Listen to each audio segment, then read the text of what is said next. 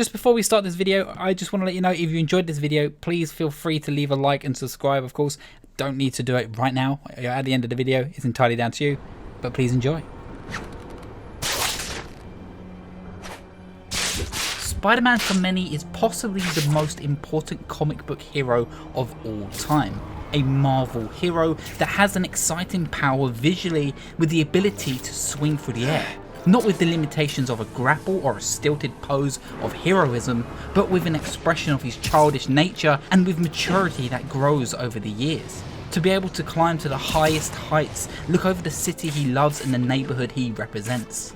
Spider-Man is a hero many kids and people like me grew up dreaming of being. The freeing ability of seeing the world through a lens of a superhero like him.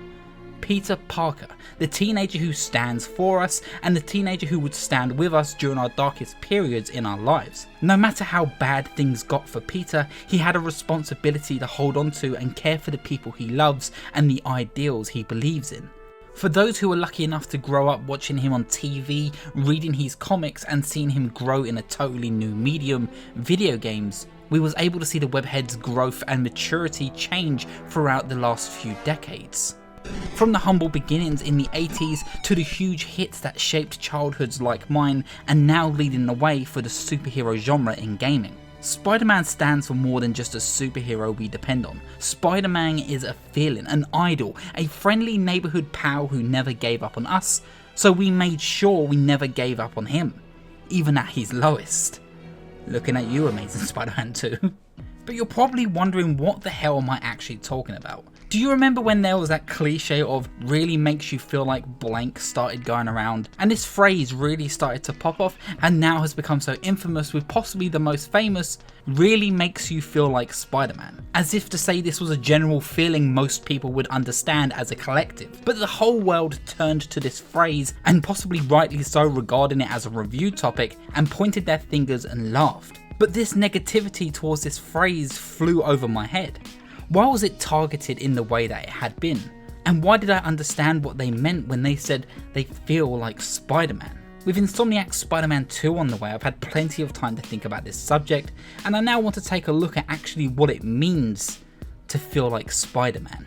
It's easy to look at this specific wording and rip it apart. It's like saying Breath of the Wild made you feel like Link, Mortal Kombat makes you feel like Sub-Zero, playing Animal Crossing makes you feel like you're in crippling debt. Okay, maybe that one holds up a little bit too much. It's almost as bad as a review saying a game is just boring.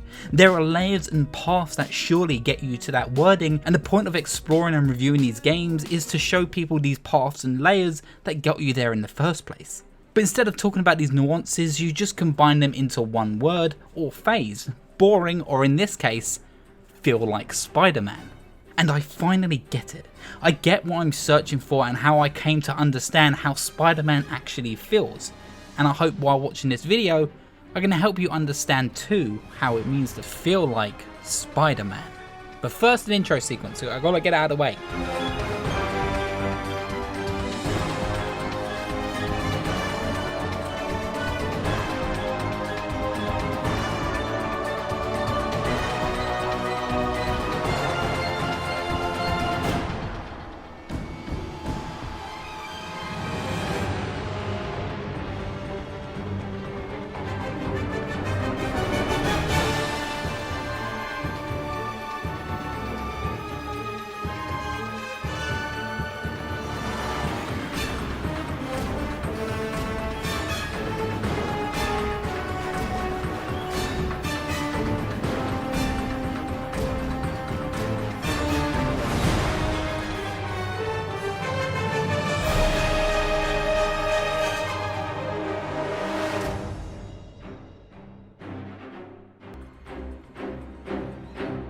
Like I love to do on this channel, let me take you back to when I was a kid. We had it all. Pokemon, Batman animated series, Superman, Sailor Moon, Sonic X, Bear in the Big Blue House, the good shit. But amongst this was one of the most beloved shows of my generation, the Spider-Man animated series. Branching from 94 to 98 with unending reruns, the animated series brought Spider-Man into the family home through the kids watching it on Fox Kids and Jetix. The animated show was how I got my introduction to Spider-Man itself and just the entire Marvel universe as a whole. And this show was so influential, it's the reason possibly why the Sam Raimi films were as big as they were, and it even invented the idea of the now famous Spider-Verse. Anyone who grew up watching this TV shows will remember waking up and hearing that theme song time and time again, never tiring of it even now. An immediate hyped soundtrack that lets you know you're about to enter the world of the Spider-Man animated series. And there was a whole entire world and universe here. The show, despite being for kids, essentially never held back on its Marvel lore or content. This show was baby's first dive into something much larger than itself, with branches and arches and stories that could all feel connected with the slightest pieces of information handed through its 5-season runtime.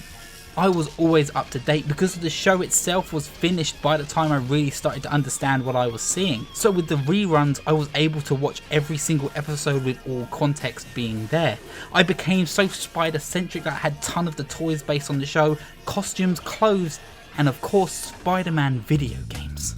Neversoft Spider-Man on PlayStation 1 was perfection.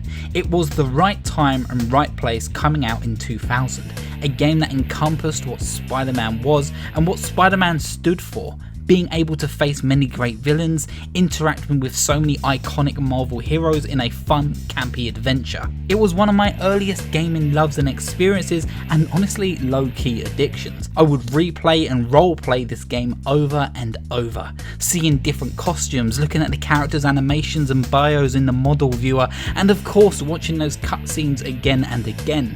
The PlayStation 1 Spider-Man games, both Spider-Man 1 and Enter Electro, are cult classics and an important vocal point when discussing the evolution of Spider-Man games in the industry.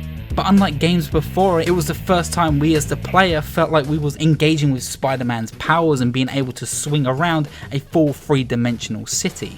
Or at least level based, but the illusion was there and it was perfect. Even if it was a short venture and you wasn't able to touch the ground, this was the beginning to see something that the fans would forever chase and continue to be one of the biggest and most important games when it comes to any web slinging adventure.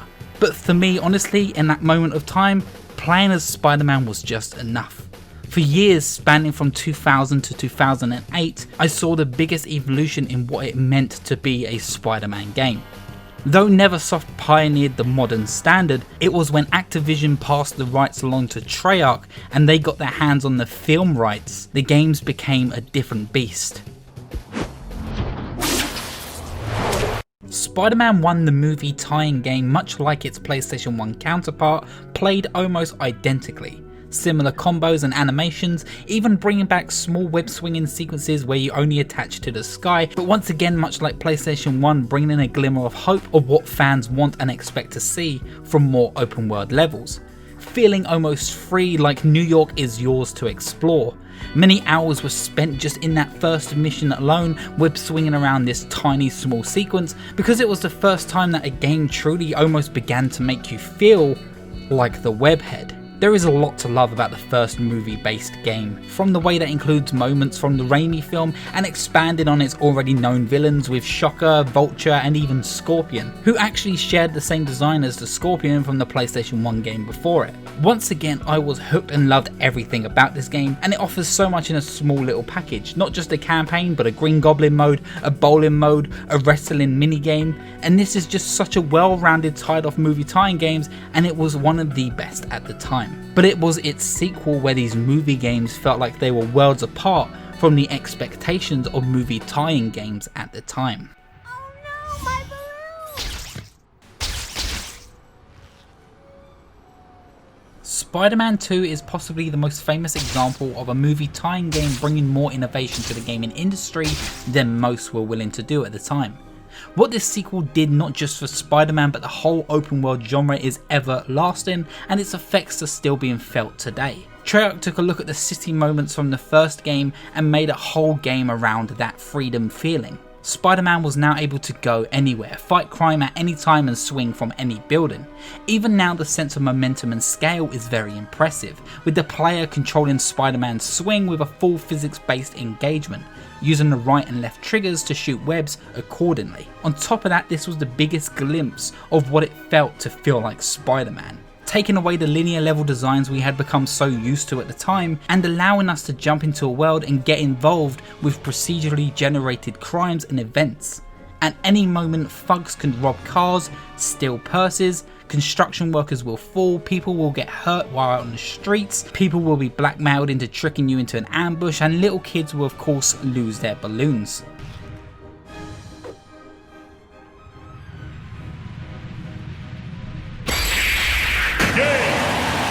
Nowadays it's pretty primitive, but back then having to juggle crime stopping and delivering pizzas while taking missions from the Daily Bugle, while also tracking down super criminals like Rhino, Mysterio and Dr. Octopus, this game felt huge, and it made us realise that there is more to being Spider-Man than just swinging around and kicking butt. I played this game more than most, and it gave me a key to get away at the perfect time. Growing up I was bullied pretty bad and I was in a rough state at the time, became pretty reclusive, and this game allowed a very depressed and down me at the time to feel needed, and is exactly what I needed at the right time. Spider-Man 2 garnered praise across the board. People will always remember this game, people forever will love this game. Treyarch had made the blueprint and the games only grew and tried new but familiar things from there. Just a year after Spider-Man 2, Spider-Man Ultimate was developed by Treyarch in 2005.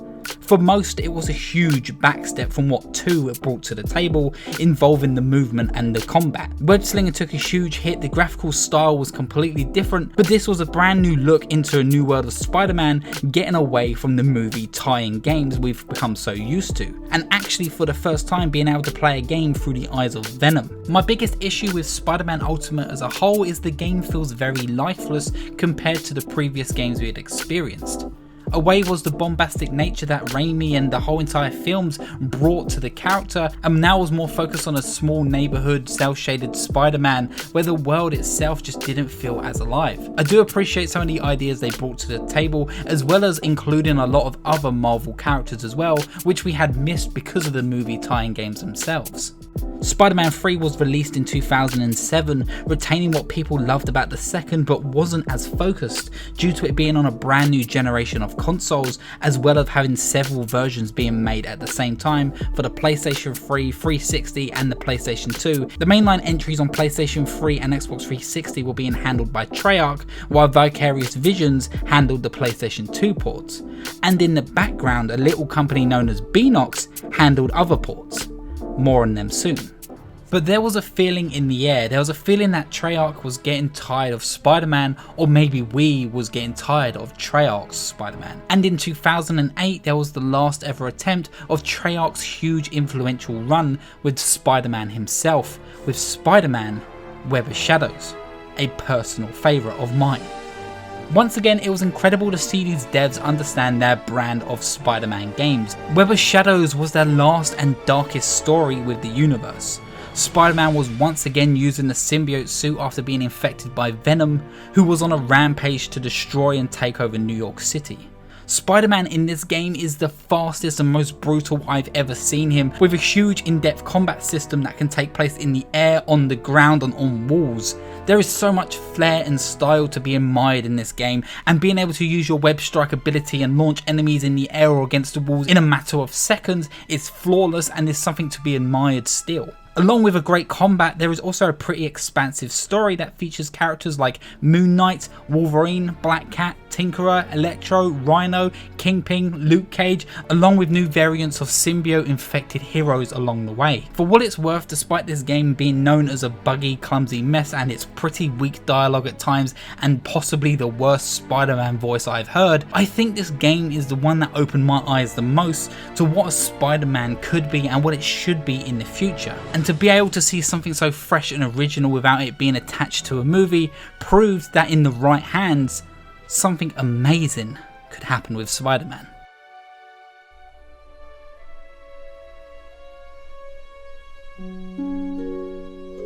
During the 2010s, I started getting a new hobby. I began to really dive into comics at the time. I started collecting Spider-Man comics. To be clear, I started collecting the weekly Astonishing run of Spider-Man. I mean, I've got so many, I've got over a few folders worth of these comics alone in order and in plastic sealed bags. I'm that kind of person. This was during high school. I was still figuring things out. I wasn't a lonely kid, I had plenty of friends, but I wasn't a fan of leaving the house much, where I would much rather be indoors playing video games and sitting on my bed and reading said comics. Every Wednesday I would take the money I got for the week, only needing £3.99, popping down to my local Londies, and without missing a beat find the comic on the shelf, buy it and read it. Even on some days the owner of the shop himself would save the comic if they only had one in stock.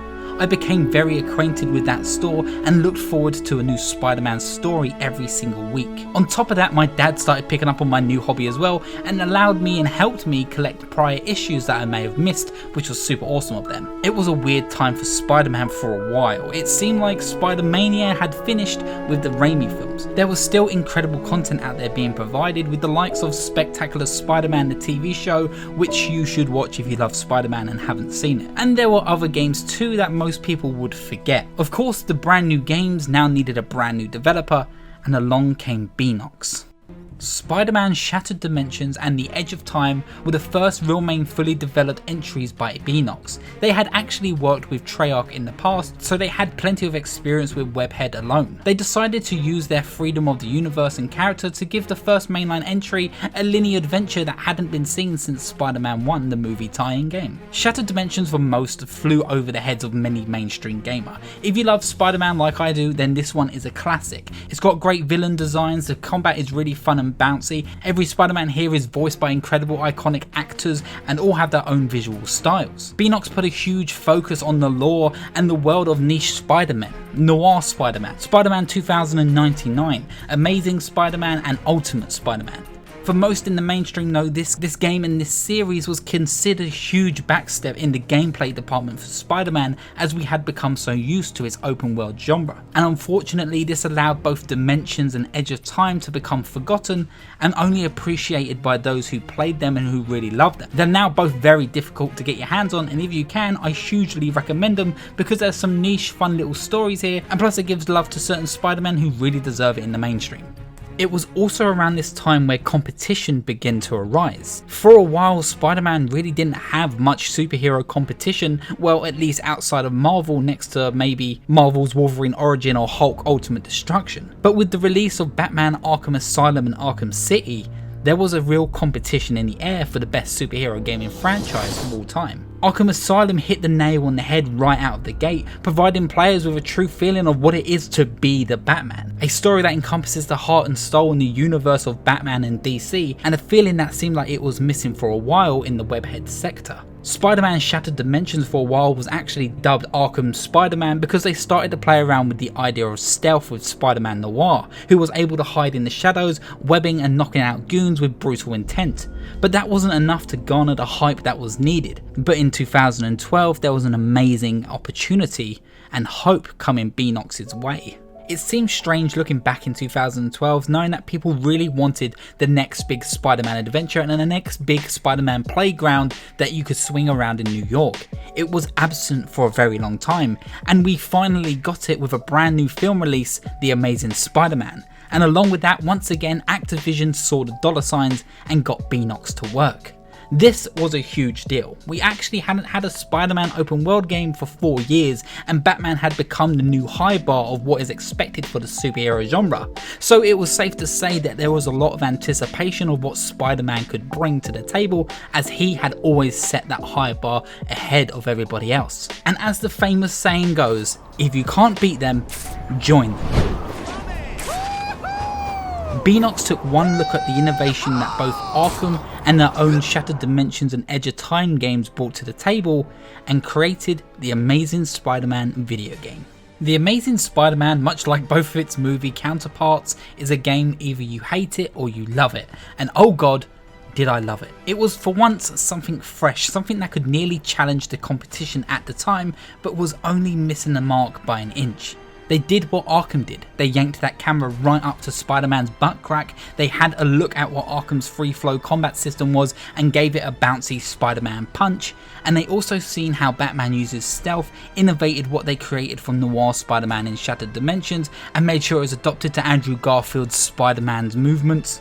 And of course they had to have one standout feature that could be the next massive innovation for the next generation of Spider-Man games. Though creating the next open world Spider-Man game was the goal, Beenox had to do something amazing to allow this game to stand out and show the world they have fun ideas that they could bring to the Spider-Man gaming scene. In previous entries, Spider-Man's web shot capabilities had been crucial to the way he moves around, whether that would be web shotting up walls or web shotting to get around faster just in the scenery. But pretty much besides from the animation quality always getting better, this had stayed the same since the Neversoft era. Beenox reinvented how we perceive the world through Spider-Man with his web shot. They introduced to us a focus state known as Web Rush, which would put you into a bullet time like mode and would allow you to shoot to any location in seconds. But this was also used as a gameplay mechanic to build momentum while swinging around the world, also traversing through environments with great fluid animation, allowing that sense of Spider-Man's scale and speed to really take the forefront of movement. Amazing wasn't afraid to dive into the bombastic and stylish, making sure the city of New York was a huge playground for you to stop crimes and swing around in. Even the web swinging wasn't as realistic as previous games, and once again people took this to heart, making note that without realistic web swinging, that feeling of being Spider-Man wasn't there. It broke people's immersions and they were sick of clinging to the clouds. But it was a needed downgrade for most to retain that spectacle of fight. It sells the huge robot battles that happen real time within the city and allowing you to swing about without having to worry about nearby environments.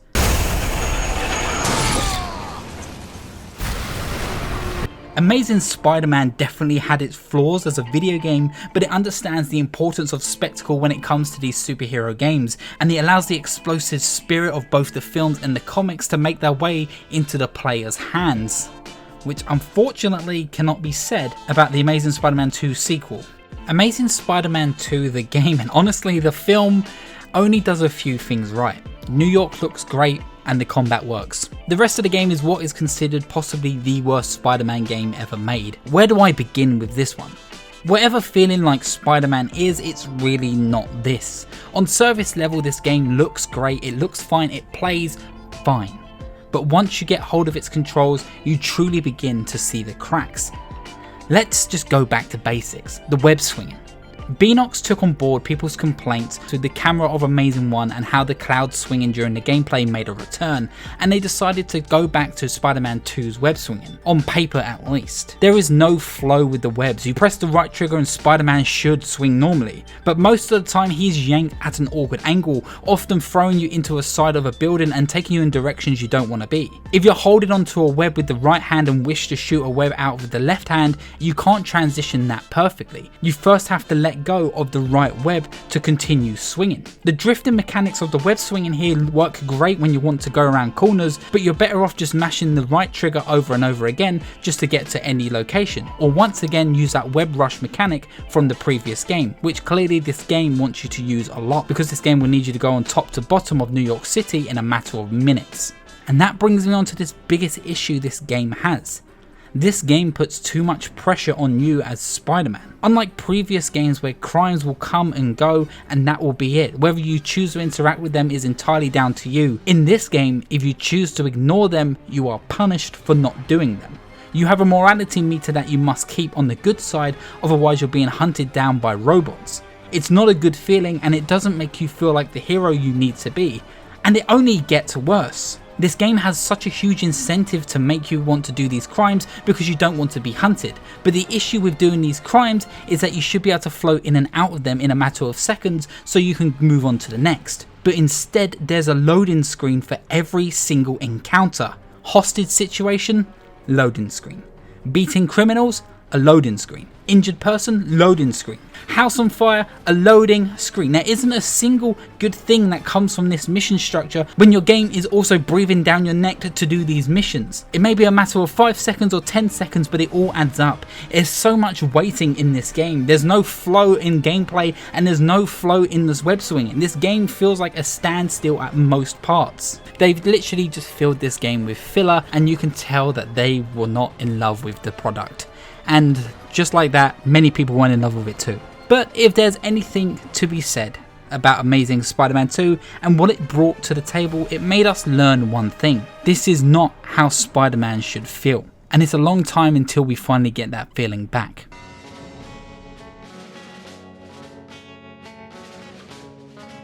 And that brings me to where we are today. Well, not today, 2018, years ago. Time has no concept. Oh my god. And the growth of Marvel feels like a constant. So also is Spider-Man. He's constantly now in the limelight, rarely unmissed like he was in the 2010s. Which brings me onto Insomniac, and Insomniac's adaptation of Spider-Man for PlayStation 4. Spider-Man 2018 is the perfect spectacle of what a superhero game should be. It stays true to the morals and the character of the protagonist. It's a showcase of the best and most beloved characters. It tells a brand new story that doesn't just add ideas to the universe, but adapts them in ways that feel truly original. But there is one important aspect that Insomniac and Spider-Man 2018 does the best. It respects the industry's legacy with this character.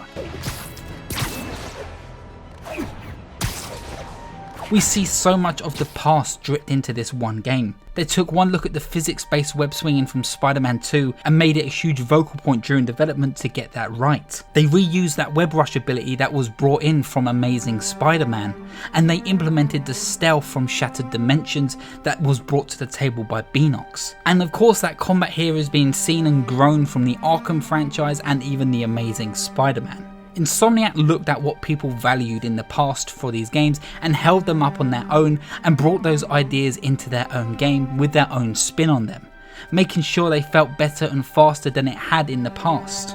And bringing all these ideas together in almost the perfect Spider-Man story, a story that really combines in what's important about Spider-Man, the people in his life. Mary Jane, Miles Morales, Aunt May, Dr. Octopus, including the Miles Morales DLC, we have a whole entire neighborhood of people here who care and love Spider-Man and show us what both Spider-Men stand for.